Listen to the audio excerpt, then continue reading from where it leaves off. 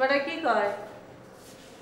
আরে বেটা একটা ফাজিল নাট্যকার সাহেব, আপনি তো আমি আগেই কইছিলাম ওই বেটা একটা বেয়াদব খাচ্ছর, সময় থাকতে ওরে খেদা।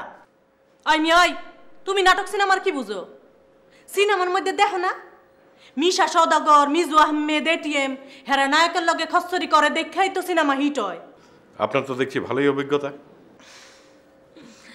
এক জিনিস বারবার দেখতে দেখতে অভিজ্ঞতা হয়ে গেছে। যাজ্ঞা, আমরা তো 4 জন আয় পড়ছি, এখন আমগনিয়া কি করবেন, কারে কোন ক্যারেক্টারে ফিট করবেন করে হলান। আচ্ছা, আপনারা যে 4 জন এসেছেন তারা কি আগে থেকেই একজন আরেকজনকে চিনতেন? বল আমগুজিগনকে এরা না আপনি ঠিক করবেন। পড়ছে এক বাদাইমা নাট্যকারের পালায়, এই ক্যারেক্টার এসে বসে রয়েছে আর তিনার গল্পের কোনো ঠিকই নাই। আচ্ছা ভাইজান, আপনি সত্যিকারের নাট্যকার তো, নাকি ওই অন্যের গল্প চুরি টুরি করে লেখেন?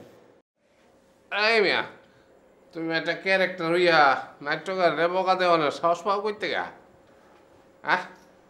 এতক্ষণ ধরে আইসা বইসা রইছি, এখন পর্যন্ত মনের মতো এখন ডায়লগও কভার পারলাম না। চরিত্র নেবেন, চরিত্র একটা ভালো চরিত্র ছিল নেবেন। দেখছেন ওই বিয়াদব কসরটা আবার কলিং বেল চাপ মারছে, হাত মারতেছে। ওই মিয়া চুপ করে ওখানে বইসা থাকো, নাটকে একটা খসরের পাট লাগে, সেই হিসাবে তুমি খসরের পাটটা পাবা। বসে থাকো। এই তোমরা থামো। তোমাদের নিয়ে এখন আমি কি করব এটা একটু ঠান্ডা মাথায় ভাবতে দাও।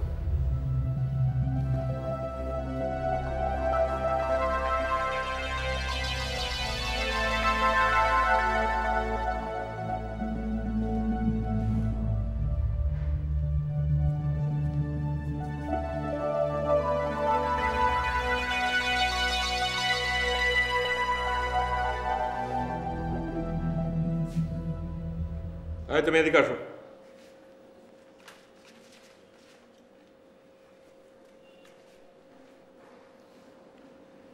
তুমি হচ্ছে ভাই, বুঝছো? ছোট ভাই। ছোট ভাই কার? আপনি? আরে না, ওই মেয়েটার ছোট ভাই।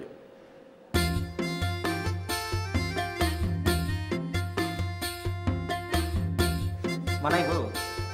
খুব মানাবে।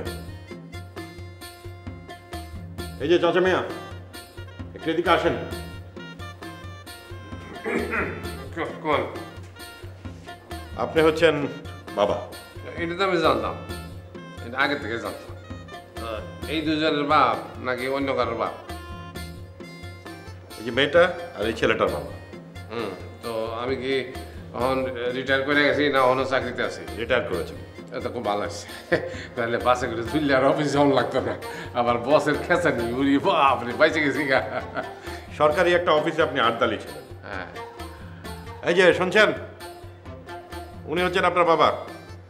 রিটায়ার করে পেনশনের যে টাকা পয়সা পেয়েছিলেন পুরোটা খরচ করে আপনার বিয়ে দিয়েছিলেন।